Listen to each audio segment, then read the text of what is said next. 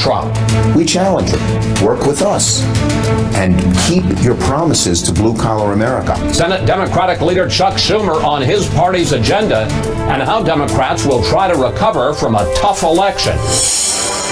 Plus, a symbol of our democracy gets a facelift just in time for the inauguration.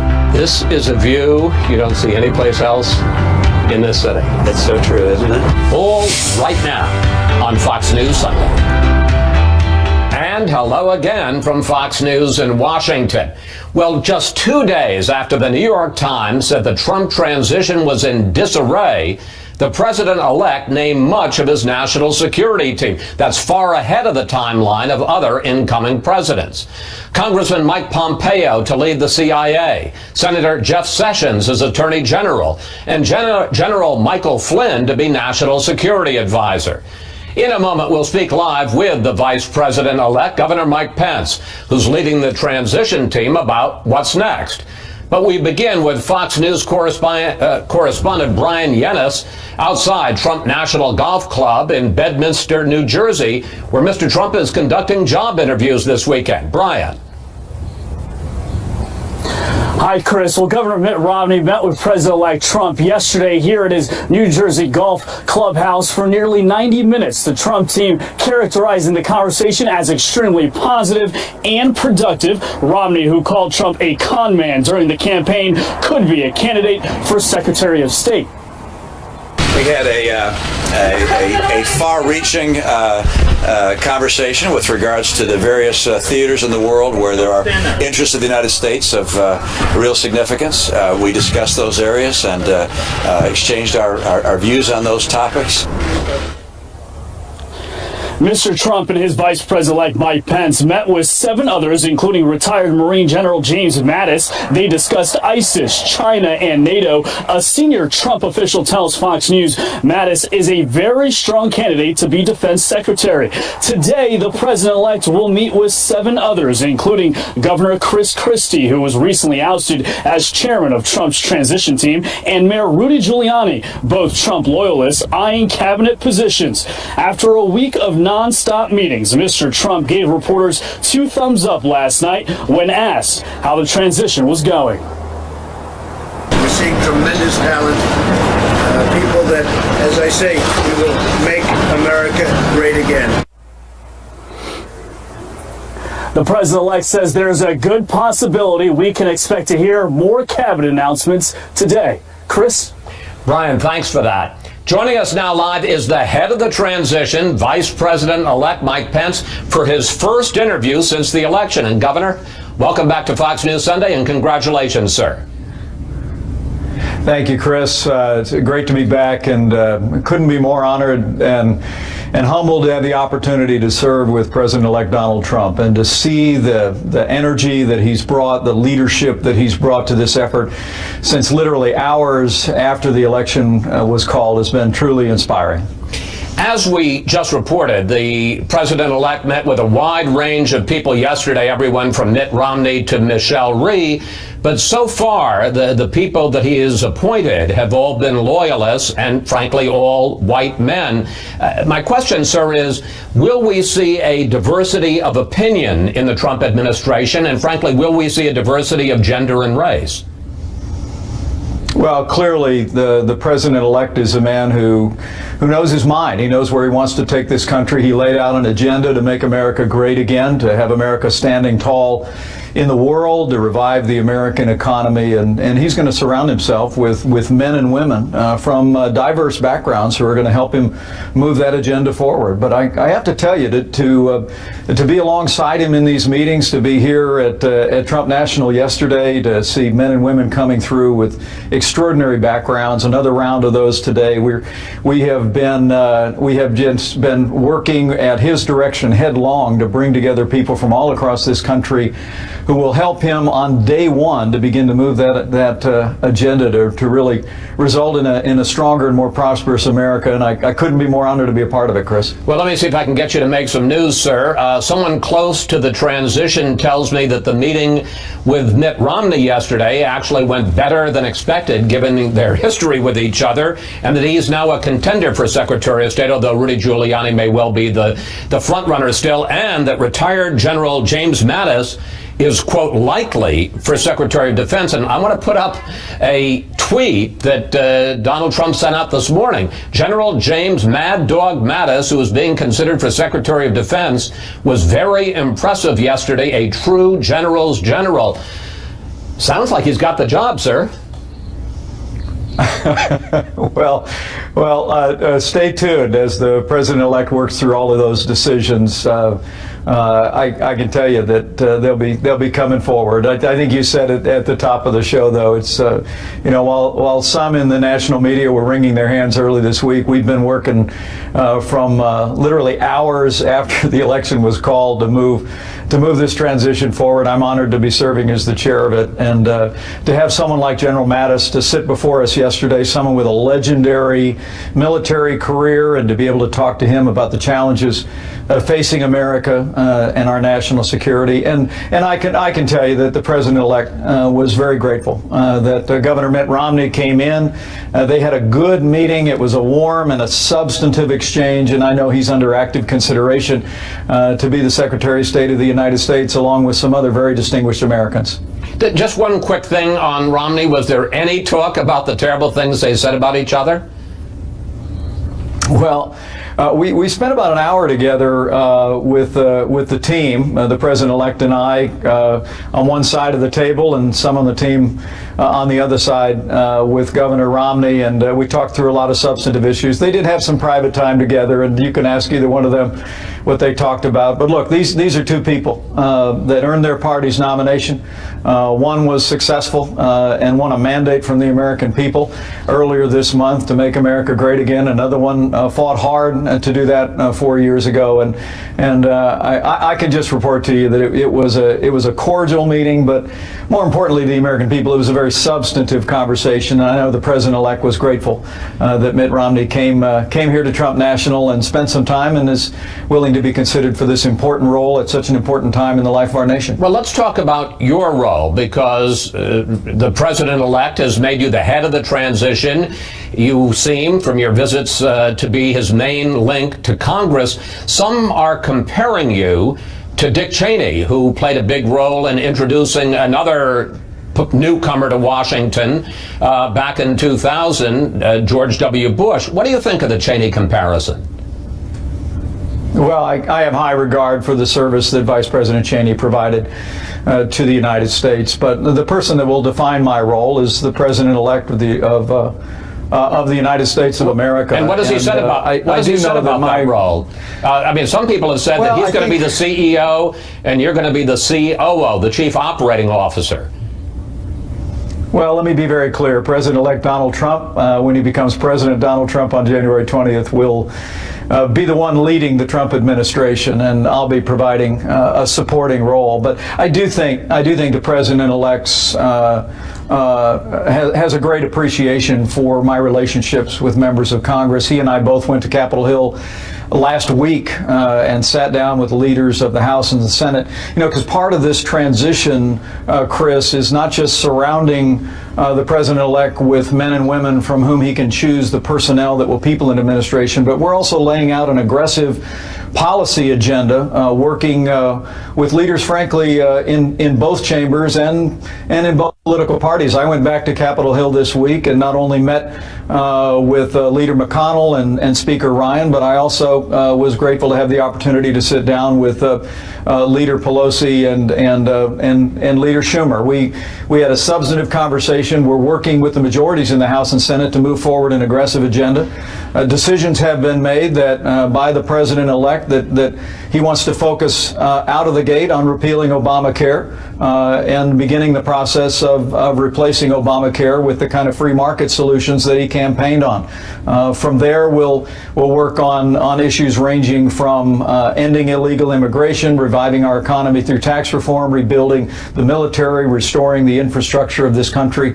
But I do hope to continue to play a supportive role to take President-elect Donald Trump's agenda to Capitol Hill and work with leaders, frankly, in both political parties to move the country forward and make America great again. Well, let me ask you about one potential flashpoint. We interviewed Senate Democratic leader Schumer on Friday. He's going to be in our next segment.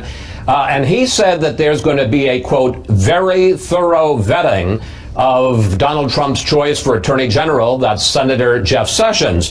Back in 1986, looking at the record, Sessions was rejected by the Senate as a federal judge because of troubling actions and statements on race. And as a senator, Sessions supported rolling back the Voting Rights Act and voted against laws to protect gays and guarantee equal pay for women. The question is, are you prepared to fight Democrats to make Sessions the nation's chief law enforcement officer? I think everyone who knows Senator Jeff Sessions knows that he's going to be an outstanding Attorney General. He is a man of integrity. He stood shoulder to shoulder with our president-elect through this campaign, championing not only the rule of law, but confronting the scourge of illegal immigration. And for many Americans, this is a very anxious time relative to the Justice Department, and they know that Jeff Sessions will restore integrity there. What about that record when it comes to race and gays and women? Yeah. Well, I'm very confident that in the course of the confirmation hearings that his record in its totality will come out. This is a man who prosecuted the KKK in his own home state. This is someone who demonstrated personal courage, and I think you're going to see an outpouring of support from diverse voices, including the African American community in his home state and across the country. I'm very confident Senator Jeff Sessions will be the next Attorney General of the United States. During the campaign, Donald Trump attacked Hillary Clinton for blurring the lines with the Clinton Foundation. Here's what he said. It is impossible to figure out where the Clinton Foundation ends and the State Department begins. It is now abundantly clear that the Clintons set up a business to profit from public office.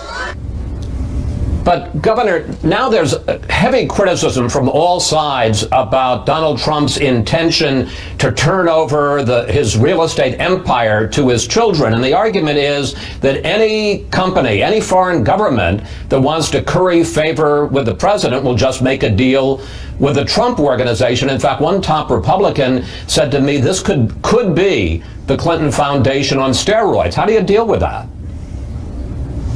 Well, I'm very confident working with the best legal minds in the country that the president-elect and his family will create the proper separation from his business as he goes forward. But look, I mean, one of the reasons why Donald Trump just won a mandate from the American people, winning states that Republicans hadn't won for a generation, is because he brought that business background. He didn't come out of a long political career. He came out of a career building things, creating things, creating jobs. Sir, I understand I'm very confident. He's very confident that we'll be able to create the proper separation. But it's not just a legal question. I will tell you that he's completely focused on the people's business. If I may just ask a question, sir, briefly, if his kids are running the business, and if we're talking about buildings here, if he doesn't divest himself of the business, a lot of people are saying turn it into cash, he's going to know who the kids are doing business with. In fact, there was just a meeting in the last few days with some of his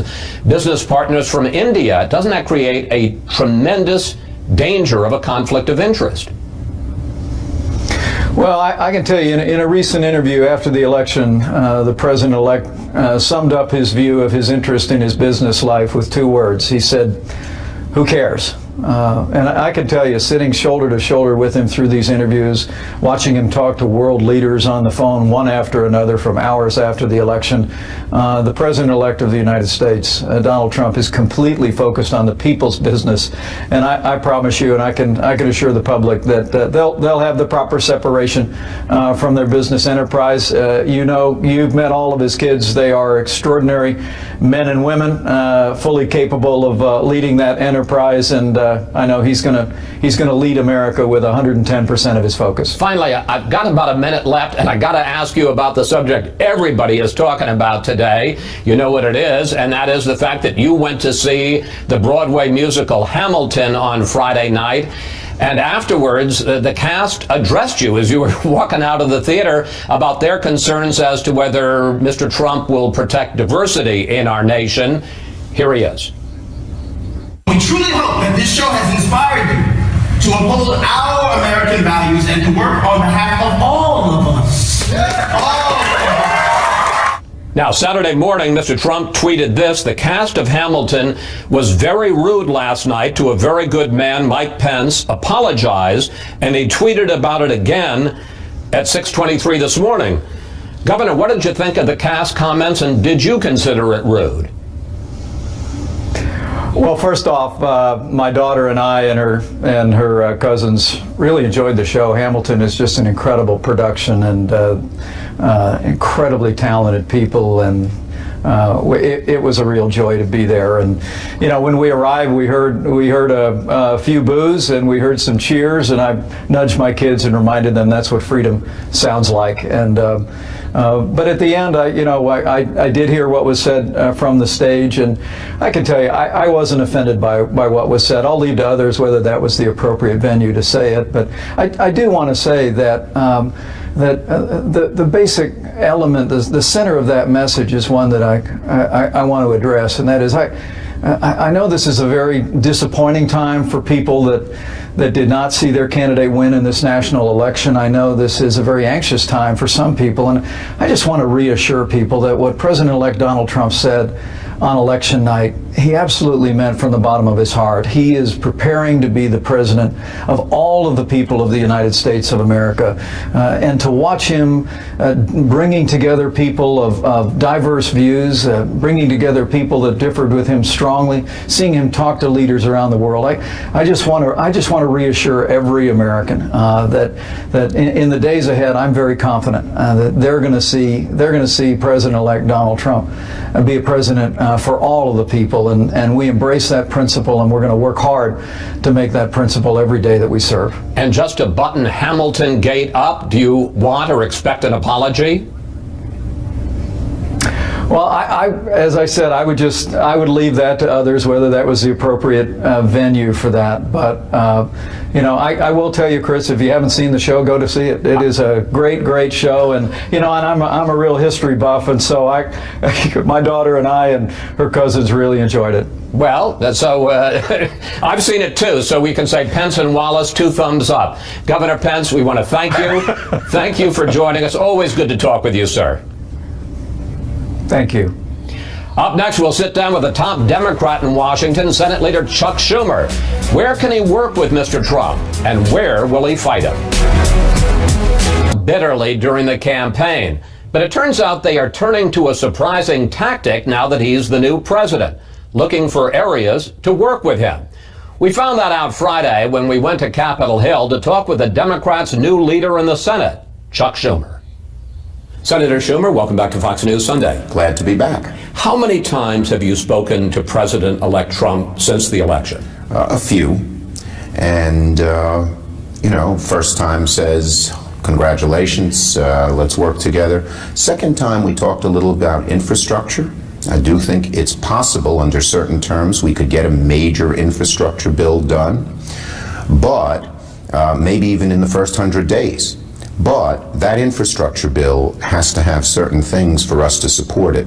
It can't just be tax credits. There won't be enough. It has to be large and bold. Trump has talked about $1 trillion good.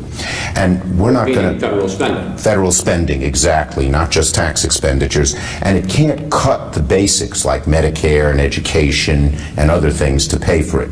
But if he wants to do a major infrastructure bill focused on infrastructure and with those criteria, it's very possible. Well, let's do a lightning round, quick questions, quick answers. Sure. On a number of items in the Trump agenda. There's been talk about a possible deal, infrastructure, which Democrats would like and some Republicans, but in return, tax reform, corporate tax reform, and also a way to get some of those trillions of dollars back to this country.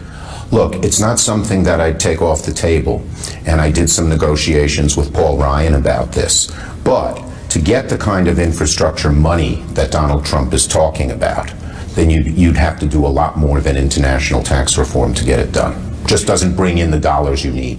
What about trade deals, killing some of the, renegotiating some of the trade deals? These are very good questions. Thank you.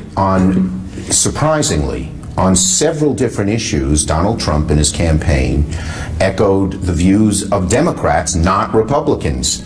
Massive transportation bill, trade, getting rid of the carried interest loophole, cleaning up the swamp. And on those issues where he agrees with us and the Republican establishment and hard right doesn't, we challenge him. Work with us. And keep your promises to blue-collar America. I think blue-collar America voted for Donald Trump more on Democratic issues than on Republican issues, which he professed. And we will work with him on those issues. Rework NAFTA? Absolutely. Kill the Pacific Trade Partnership, which seems like it's gone already, but I'm glad it is. I opposed it. Paid maternity leave. We should work out something that's strong and good, but I'm open to it. So this is a kumbaya moment here we're talking. No, because there are many issues where we'll oppose him tooth and nail. When he goes against our values, goes with special interests. Let me give you three right off the bat. He's going to try to repeal ACA. He won't be able to do it. Obamacare. He won't be able to do it because now even he, after his meeting with President Obama, said, I want to keep the good things. Well, you can't keep the good things without keeping ACA. Forget about repealing or modifying Dodd-Frank. Dodd-Frank financial regulation. Financial regulation after the banking interests and everybody else helped drive us to a great recession. We're not going to undo it, period. And I have the votes. I think we have the votes to block it. He should forget about it. And this idea of a wall, we already passed. John McCain and Chuck Schumer, bipartisan, an immigration bill that was comprehensive, that did a lot, and was much tougher on the border than a wall would be. So on that, and when he... Yeah, but wait a minute. What he's saying, Senator, is secure the border first, build the wall, and then you can start worrying about immigration reform. No. Put it all together. And if he says wall first? We'll say do it all. If we were to just do the wall, we'd never get the rest. Got to be all together. Let's talk about a name, because President Trump has named Senator Jeff Sessions to be his Attorney General. Now, back in 1986, the Senate refused to confirm Jeff Sessions to be a federal judge. Will he have any problem getting through the Senate now? And this was because of his record and statements and actions on civil rights. Will he have any trouble getting through the Senate now? Well, he's going to need a very thorough vetting. Many of those statements, they're old, but they're still troubling.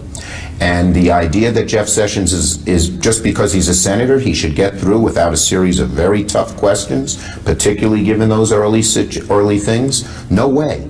There are lots of questions that have to be asked. Let me give you one that relates to the old statements. What does he intend to do with the Civil Rights Division? I wouldn't want to support him unless I was convinced that we would still have a strong Civil Rights Division in the Justice Department. So for any of these nominees, I think the watchword is a thorough vetting. Don't say absolutely not, but they have to answer and satisfy the American people about a whole lot of questions, even if you're a senator.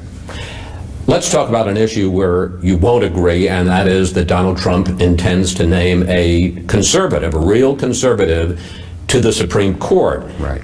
If you think it's the wrong person, are you prepared, and will Democrats be prepared to filibuster that nomination, which has only happened once in the history of the Senate? I would hope first and foremost that President Trump nominates a mainstream nominee capable of getting bipartisan support. If he does, then we'll give it just a very, very thorough vetting, but we won't ipso facto say no. If it's out of the mainstream, yeah, we're going to fight that nominee tooth and nail. And let's remember two things. But wait, fight, does that mean filibuster? Let me say two things. First, when we had power, we changed the rules, but I argued with Harry Reid not to change it for Supreme Court because it should get that bipartisan support. So it's still 60 votes. We didn't change the rules. If they, I hope our Republicans won't. And second, when our Republican colleagues say, let's do this quickly without filibuster, they don't come here with clean hands. After what they did to Merrick Garland and held him up for a whole year, a bipartisan nominee who Senator Hatch, conservative, Republican, Utah, former head of judiciary, said would be a very good nominee. So let's try to get a mainstream nominee, but let's not jump to conclusions, because what the Republicans did, past is sometimes prologue. Let's go back to the history you mentioned, because back in 2013, it was the Democrats who changed the rules and said that the filibuster was going for lower court judicial nominees, that it no longer had to be a supermajority, a simple majority of 51. Here is how you defended it at the time. It's a new world. People demand action. The old rules need to be modified. And that's what we have done today. Last month, when it looked like Hillary Clinton was going to win, you refused to close the door on extending the nuclear option to filibusters of Supreme Court nominees, and the vice presidential nominee, Tim Kaine, openly threatened to go nuclear to get her nominees through the court. So if it's fair for you, why isn't it fair for the Republicans? What I said at the time is, I hope we won't get to it. I say the same thing now. I hope we won't get to it. But you're left the possibility open? Well, I said, you opened the door. I did not say we'd do it. I said I hope we won't get to it. But you didn't say you wouldn't. That's hoping. Well, okay, we can split hairs. I did not say I was for it or say I think we should do it. Why do you think Hillary Clinton lost? You know, when you lose the way we lost, you can't blink, you can't look away, you got to stare the election in the face. And there are a lot of reasons, and we'll still examine it for a while, but one above all, our economic message was not sharp enough, was not bold enough, was not strong enough. And people, even though I believe that for all those blue-collar voters who voted for Donald Trump, even many who had voted for Obama, they thought he was the change agent, even though our actual policies are much closer to what they believe than the Republican policies. We are going to have a bold, strong message, and it will appeal to both groups. You don't need to say, well, who do Democrats appeal to, the Obama coalition or the blue-collar people? A bold, strong economic message will appeal to both. To the factory worker in Scranton, to the college student in Los Angeles, to the single mom on minimum wage in Harlem. How specifically do you appeal to working class white voters in the Midwest and bring them back? Okay, on issues, some of which Trump campaigned on. Trade, change the trade laws. Democrats have been far more eager to change the trade laws than Republicans, but they voted Republican because Donald Trump himself was issuing a message of change trade. Large infrastructure bill. Republicans have opposed it. We had a squeeze to get a small one. Donald Trump's for a big one. We're for a big one. We challenge him. You won blue-collar voters, President-elect Trump, because you happen to support a lot of Democratic issues. Don't break your promise to the blue-collar voter. Work with us. Just because it's President Trump, we will work with you to get those things done if you stick to the principles you enunciated in the campaign. But why should that blue-collar worker go to you when he's got the original Donald Trump who was saying it to him? Because we're far more on his side than the Republican senators and the Republican establishment. They were for free trade. They were against an infrastructure bill. They were against closing the carried interest loophole. Yeah, but not Donald We've Trump. been for all those. We're telling Trump, we're challenging him. Work with us. Don't break your promise to them. There's a lot of people telling Donald Trump, now go adopt the Republican mainstream line. It's against what he campaigned on. Senator? Nice to see you. Always good to talk to you. Thank you for your time, sir. Thank you.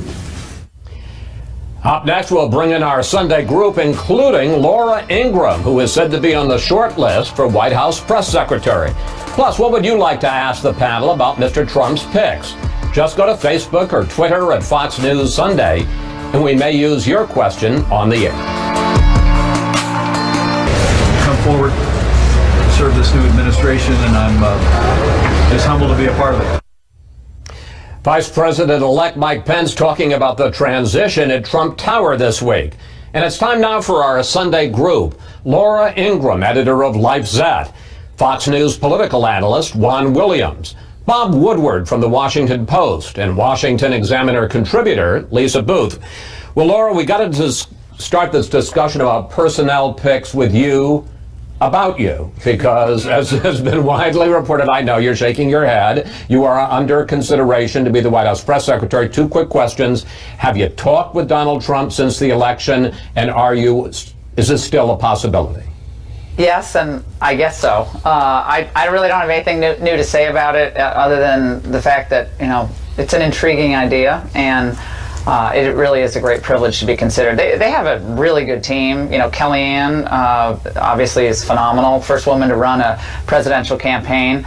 And I know Sean Spicer's over there doing great stuff, and people like Jason Miller. So we got a lot of good people out there, but it's nice to be considered, and I'm always open to new adventures. So let me ask you a broader question on the issue. There's been a lot of criticism about Donald Trump's relationship with the press, that he's targeted reporters during the campaign, that he's ditched his press pool. Do you think he understands the role that the media plays, particularly now covering a president? I think he does, and I think what a lot of folks after this election cycle ended believe is that the press really was stacking the deck in their own way against Trump. Every public opinion survey reveals that. I've had conversations with network chiefs over the last week who themselves have admitted that they missed the boat on this, and they were operating inside their own bubbles and not talking to enough Americans. So I think, without pointing fingers, I think there's a lot to be learned from this election. I think the press needs to learn more. I think some of us in the commentator class need to keep our eyes and ears open. Respect, I think, is really important, and I think there are reporters who do great work out there, and sometimes they're not from the traditional network, sometimes they're from new media, but I think it's important that we have a vigorous press and a fair press, and I think that's all people really should expect. Bob, the big picks so far have been on the national security side. I want to run through them quickly. Congressman Pompeo for CIA director, Senator Sessions for Attorney General, and General Flynn for National Security Advisor. And we're now hearing that it's likely Trump will pick retired Marine General James Mattis for Secretary of Defense. What do those choices tell you so far? And we don't have a defense pick set. We don't have the Secretary of State. What do they tell you about how you think Mr. Trump's going to deal with the world? Well, those are people close to him. They are hardliners. But I think, as Laura was suggesting, that in presenting and talking about these people, when you dig into who they are and they have controversial pasts, presenting them as one-dimensional is a giant mistake. These are complex people, and in line with what she was saying about Trump, there's a paradox in Trump. He has a thin skin, as everyone knows, but he also has a thick skin, and I know that personally. When months ago we had a long interview with him and did a story which was tough, instead of tweeting against us or denouncing us, he said it was fair and accurate. Wow, I got to get the secrets Bob Woodward sauce here. We ask you for questions for the panel, and we got a bunch on this issue of Trump's picks. We got this from Monica Neese on Facebook. President Trump's selections at this point are very clear. Laws will be enforced. Democrats can get on board or get out of the way. America is on her way to being reestablished, and the worldview is tough but fair. One, more of a statement than a question, but how do you answer, Monica? Well, I think the United States already is tough and fair. I think we're exceptional already, and we're dominant in terms of our military and our economic prowess. I don't think that's in dispute. I think the question really is about the appointments and the appointment process. So you have people who I would say don't fit into exactly a team of rivals, but to many people, a team of radicals. A team of radicals in terms of what are these people representing? Flynn, Mike Flynn, I don't think he could be confirmed, but so he's getting the National Security Advisor job. I think his past at national security and the number of Defense people, Intelligence Agency, specifically as head of Defense Intelligence, and the way that he left there, and questions about his management style and about sharing information and what some in the intelligence community call Flynn facts, which is facts that don't comport with what others in the intelligence community believed to be true. Colin Powell writing in the WikiLeaks leak that he thought he was unhinged. I think this tells you it would be very difficult. Jeff Sessions, who went after Elena Kagan when she was appointed to the court because of her radical associations, and cited former Supreme Court Justice Thurgood Marshall. I wrote a biography of Marshall. Sessions said, well, you're associated with these kind of activist judges who are more after their own political ends than justice. Well, if you apply that to Jeff Sessions and the fact that he was rejected for a federal judgeship 30 years ago, we didn't have very sensitive race relations 30 years ago as compared to today, and he was rejected then. All right, let me bring in Lisa. Do you want to push back on that? Well, yeah, I mean, as U.S. Attorney General, he brought cases to desegregate schools and also led the prosecution. U.S. Attorney. Again, a U.S. Attorney, yeah. And he also brought cases against to desegregate schools. And he also prosecuted and got the death penalty as Attorney General of Alabama for a Klansman. So I think that's ridiculous. And if you actually look at the choices that Donald Trump has made so far, he ran a campaign about being a maverick, of going to Washington, D.C. to shake things up.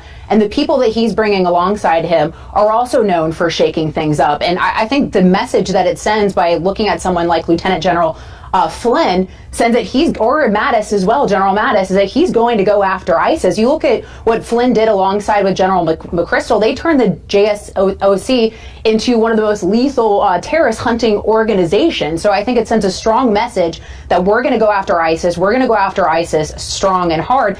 And another point that a lot of people aren't making, I think his conversations that he is having with the likes of Mitt Romney and Ted Cruz also sends a strong signal to the Republican Party that we are united right now. And the irony of that is the duration of the general election. Everyone was talking about how Donald Trump's going to lead Republicans into the wilderness for generations. Well, guess what?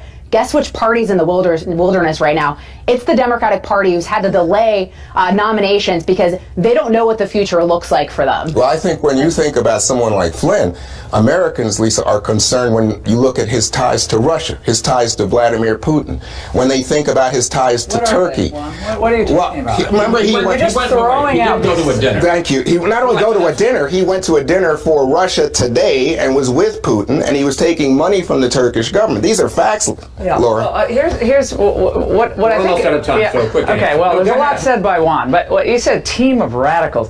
This is the kind of stuff that has turned people against Washington, D.C. And these types of lines against true patriots who sacrifice for their country, who are beloved among the men and women in the military, who actually do the heavy lifting for all of us.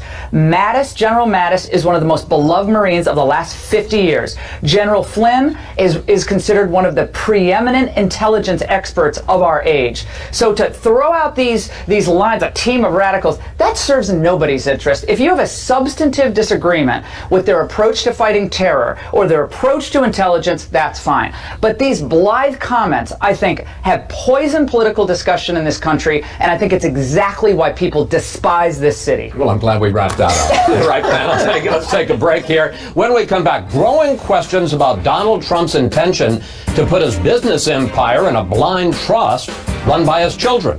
How will that work? We'll ask our Sunday group.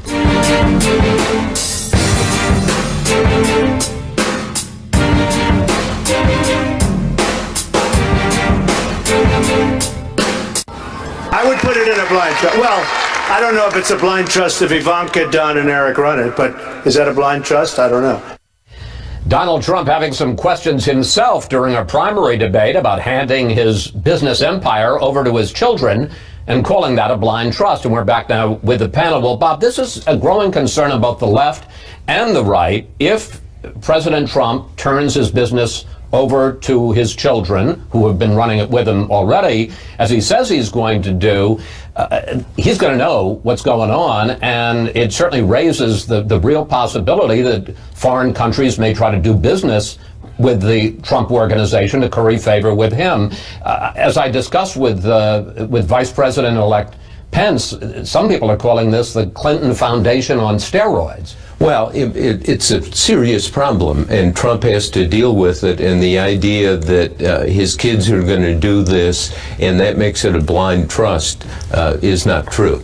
And Pence was saying the lawyers will figure this out, but this is a case where Trump's going to then have to cede some authority to somebody else beyond his kids and to lawyers, because as we look for themes in all of this, the power of the presidency is grown, it is giant, and he's going to be watched every step of the way, and you don't want to have, I suspect he's not going to want to have a weekly or monthly story about this deal going down and asking that ancient question, when did he know about it and what did he know?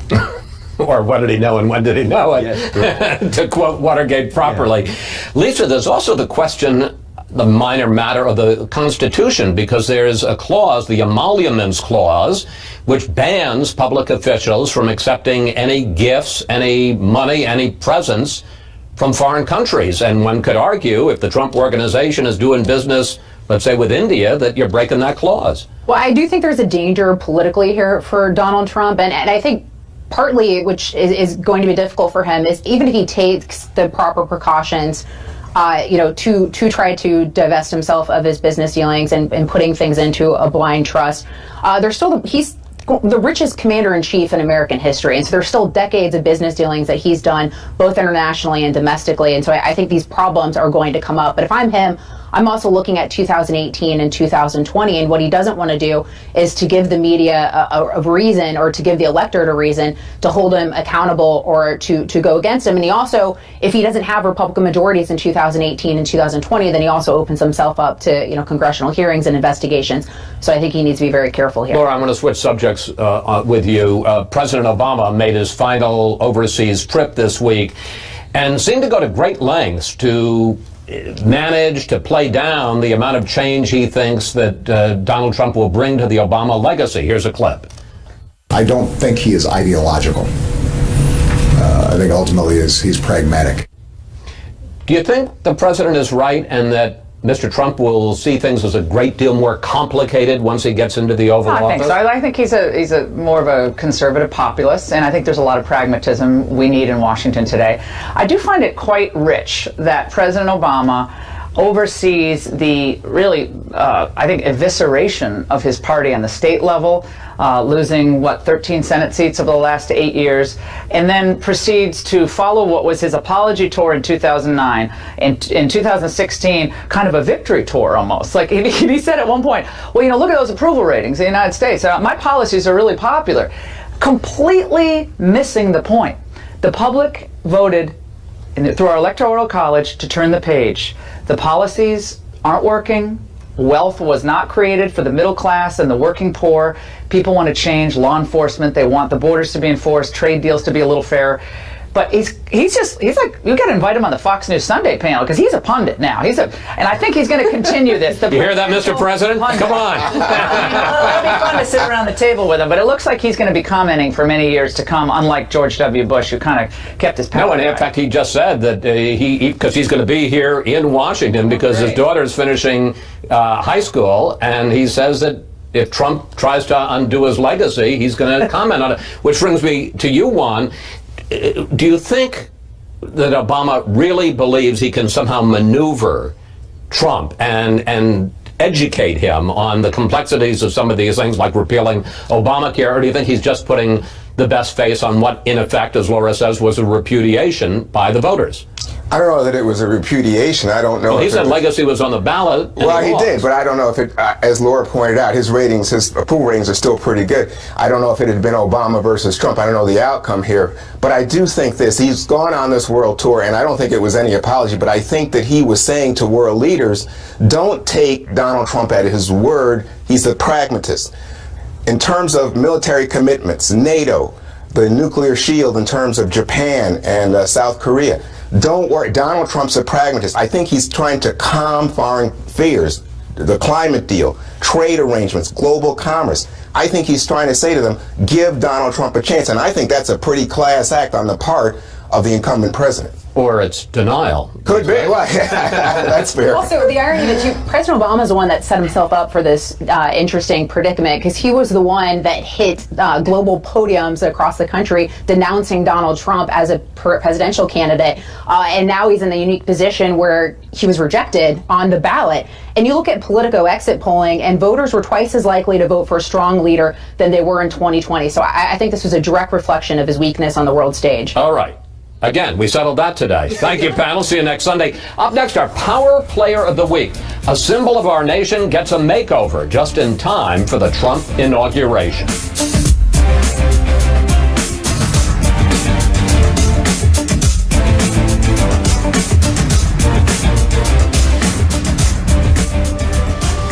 In these days is new.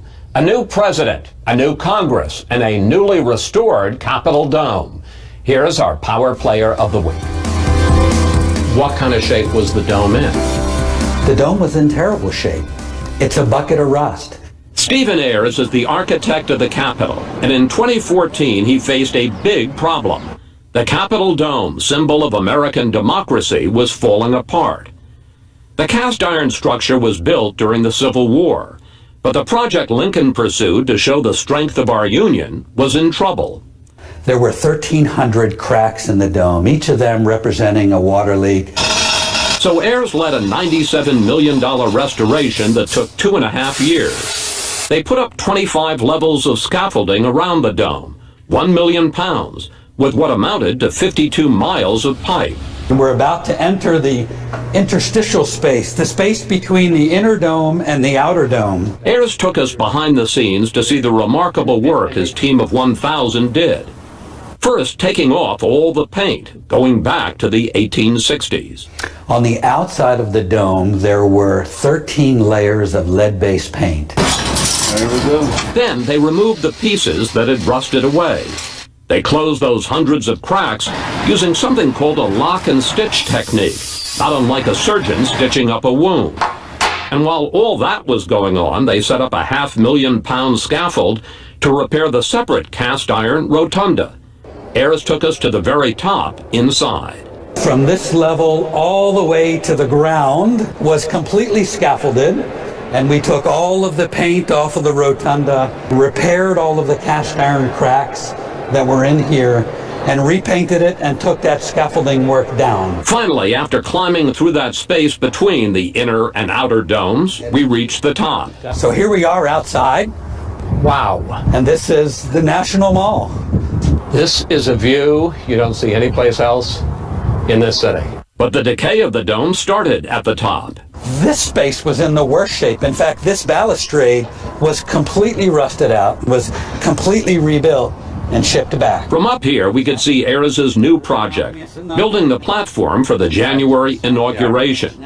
He says they're a month ahead of schedule.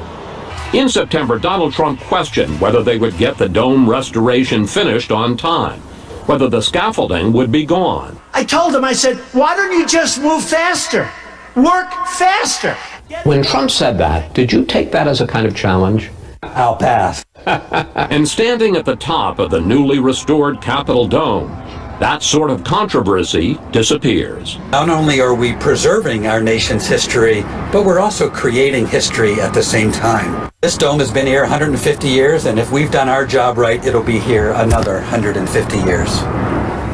And there's one more thing Donald Trump will like. Ayers says the dome restoration project came in ahead of schedule and under budget.